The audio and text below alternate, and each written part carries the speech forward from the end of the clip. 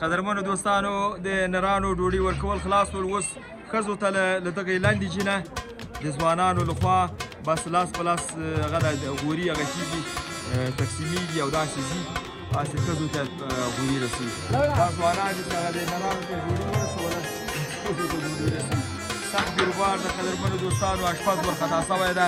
اشپز په دې ډار کې ده چې اوس کمبو ته رسمه تقریبا 18 منه که 22 منه وریځې پکې سوي دي. وریځې هم خلاصېدو دي. خدای وکړي کمبو ته نه شي دوستانو.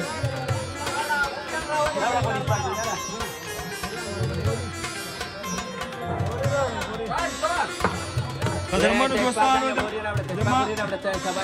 زه په تشویش کې یم چې دغه وریځې به هغه ته ورسېږي ښځو ته که نه نصیر استاد به په څنګه ده ښځو ته به وریځې ورسېږي انشاءالله اصلا په اول کې